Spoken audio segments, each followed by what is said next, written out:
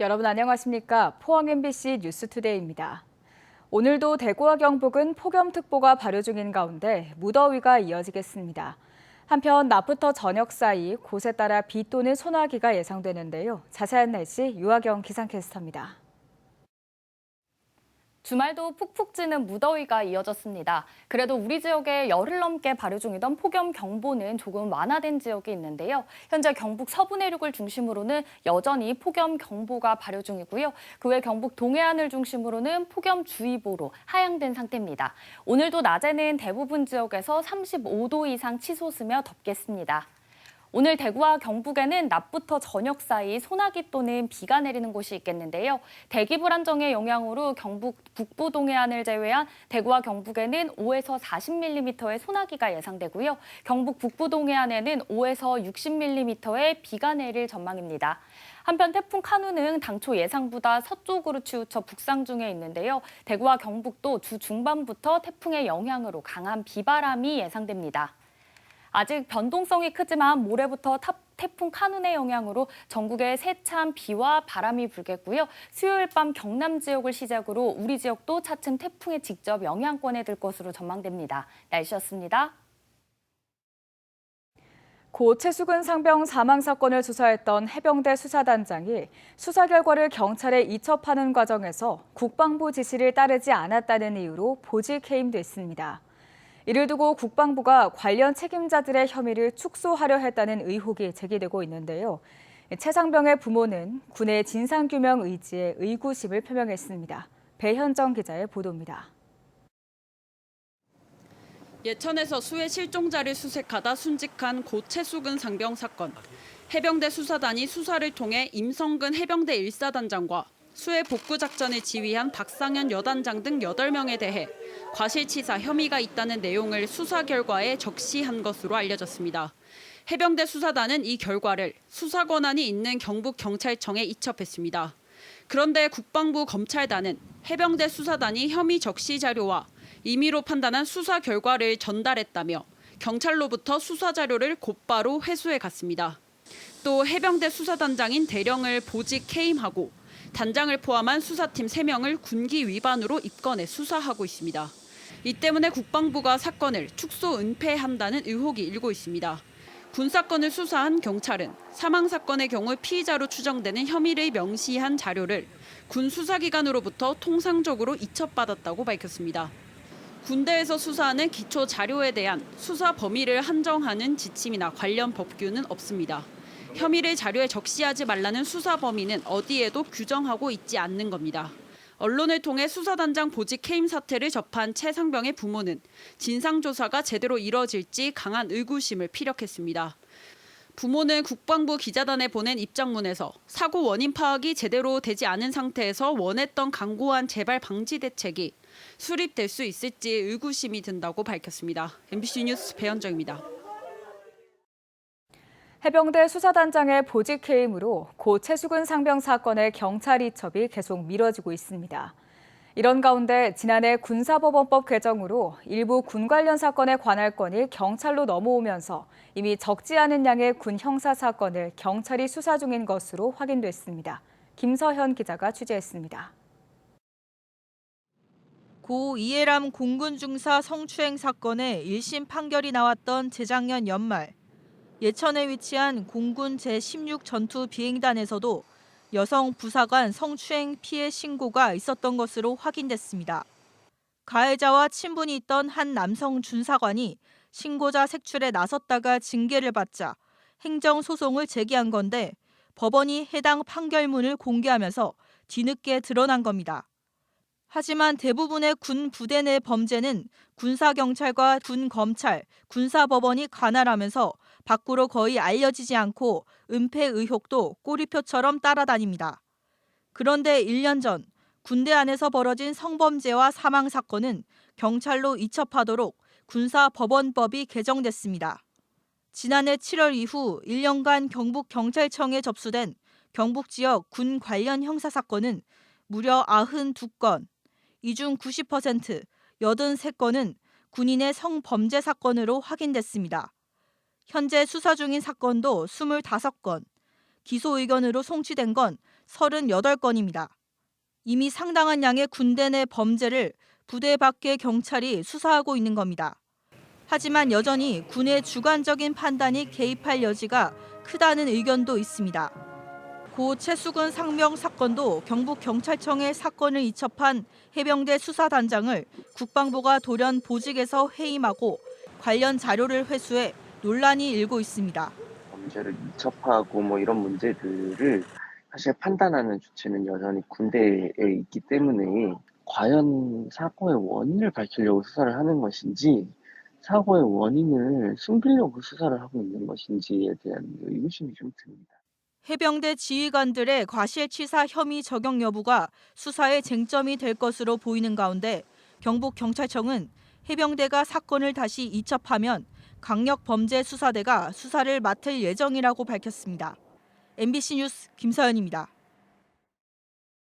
수도권에서 흉기 난동 사건이 잇따르는 가운데 경북경찰청도 다중 밀집 지역 순찰을 강화하고 모방범죄 발생에 대비한 특별 치안 활동을 추진하겠다고 밝혔습니다.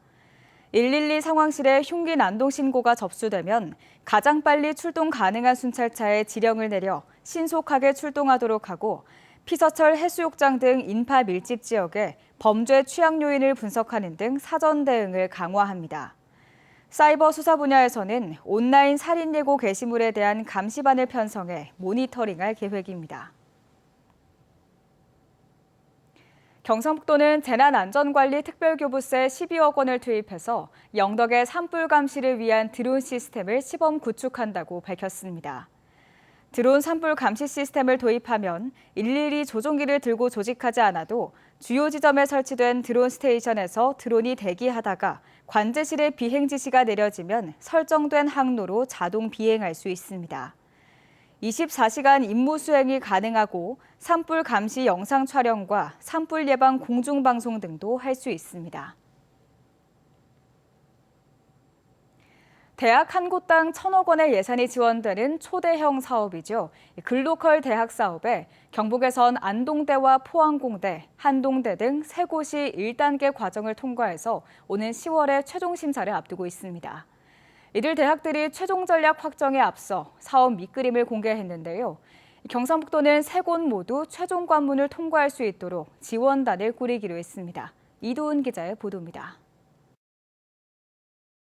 지난해에만 12,000여 명의 청년이 진학과 취업을 위해 경북을 떠났습니다. 지역을 등지는 청년들의 발길을 돌려 세우려면 결국 지역 대학들이 변해야 한다는데 이견은 없습니다.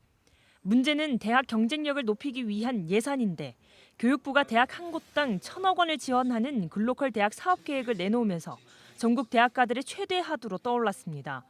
경북에선 경북 도립대와 통합을 전제로 한 안동대를 비롯해 포항공대, 한동대 이렇게 3곳이 1차 관문인 예비선정대학에 이름을 올렸습니다. 전국 15개 대학이 1차 관문에 통과했는데 정부는 10곳 정도를 최종 지원 대학으로 선정할 계획입니다.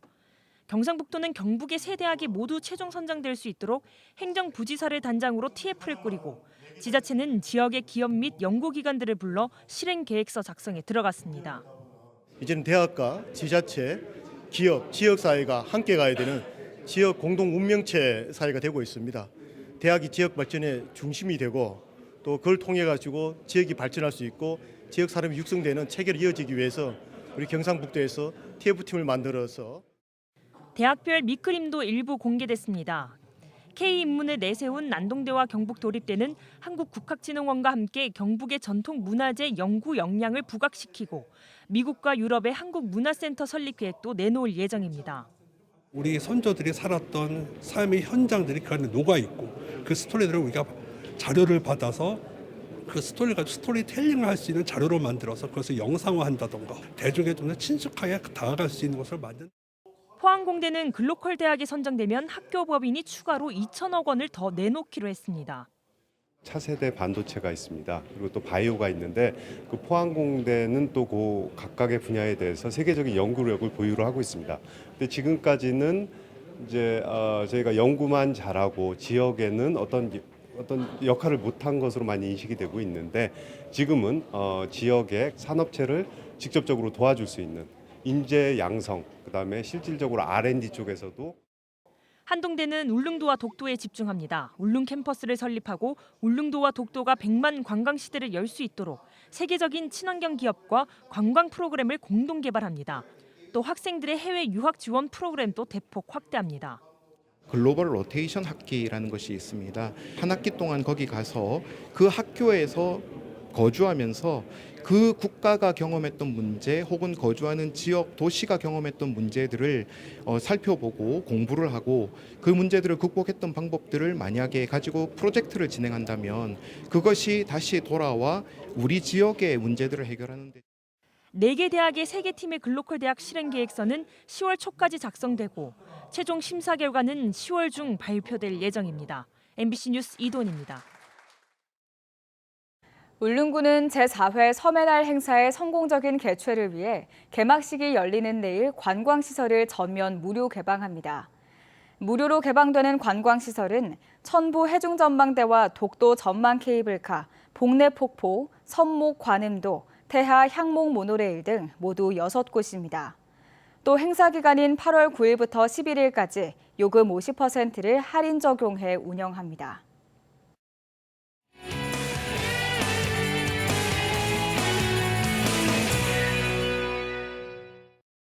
도내 각급 학교의 학생 자치기구 대표들이 자치 역량 강화를 위한 프로그램에 참여했습니다. 경북교육청에선 올해부터 학생회장 공약 이행 비용을 지원하고 연차적으로 초중학교까지 확대해 나갈 계획입니다. 최재호 MBC 청소년 기자의 보도입니다. 바나나 보트가 물살을 가르며 빠르게 내달립니다. 방학을 맞은 교사와 학생들이 시원한 바닷바람을 맞으며 잠시 무더위를 잊습니다. 이번 캠프는 경북 도내 중고등학교 학생자치참여위원회 대표 학생과 지도교사들이 함께했는데요. 여러 지역에서 모이다 보니 낯설고 서먹하지만 오랜만에 해양 체험이 마냥 즐겁습니다. 처음에 왔을 땐 되게 긴장됐는데 선생님들도 다 친절하시고 페이션 하면서 저희 선생님과 유대감을 쌓는 그런 시간이 된 것 같아서 뜻깊고요. 이번 캠프는 경북교육청 해양수련원 주관으로 이루어졌는데요. 학생자치 역량을 키우고 사제 간의 화합을 위해 22개 시군 학생 대표 31명과 지도교사 30명이 함께했습니다. 1박 2일간의 일정으로 해양체험을 비롯해 레크레이션, 바닷길 걷기와 암벽 등반 등 다양한 체험으로 진행되었는데요. 제자들과 함께한 선생님들에게도 뜻깊은 시간이었습니다. 어제부터 시작해서 해양훈련부터 시작해서 야간에 레크레이션, 오늘은 암벽 등반, 오늘은 또 독도 체험까지 여러 이제 침체되는 분위기를 이런 프로그램을 통해서 긍정적인 효과로 바꿀 수 있게 된 계기가 되어서 너무 흡족하고 만족하게 되었습니다. 특히 이번 캠프엔 경상북도 교육감과 소통의 자리도 마련되었는데요. 학생 대표들이 현안에 대해 얘기를 나누고 교육정책으로 제안하는 뜻깊은 시간이었습니다. 선생님이랑 학생들이 모두 이렇게 보트도 타고 캠프도 하면서 선생님들이랑 학생이랑 더 돈독해질 수 있는 것 같아서 좋았습니다. 다음에도 이런 기회가 더 생겼으면 좋겠습니다. 경북교육청에선 올해부터 학생자치 활성화를 위해 학생회장 공약 이행비를 지원하며 연차적으로 초중학교까지 확대해 나갈 계획입니다. 사제동행 캠프로 이어진 교사와 학생 간의 굳건한 믿음 위에 학생자치의 꽃이 활짝 피어나길 기대해봅니다. MBC 청소년 기자 최재호입니다. 포항의 도시 이미지를 회색빛 산업도시에서 녹색 친환경 도시로 바꾸려는 노력이 이어지고 있습니다.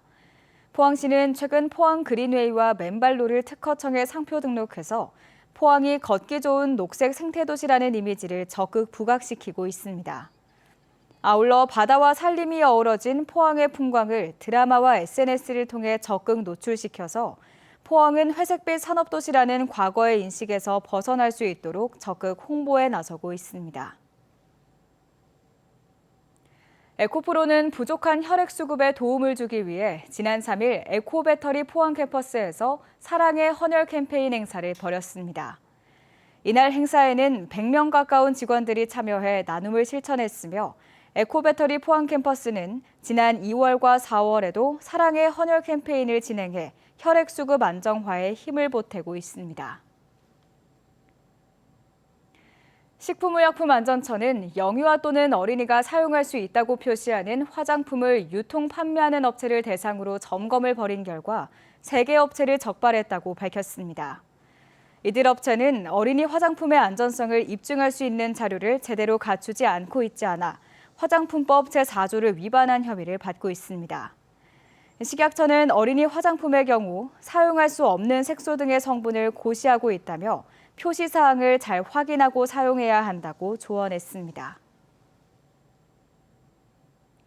경주시는 고향사랑 기부제 답례품을 11개 추가 선정했다고 밝혔습니다. 추가 선정된 답례품은 경주축산농협 돼지고기와 한화리조트 아쿠아빌리지 입장권 등이며 답례품은 기존 26개에서 37개 품목으로 늘었습니다.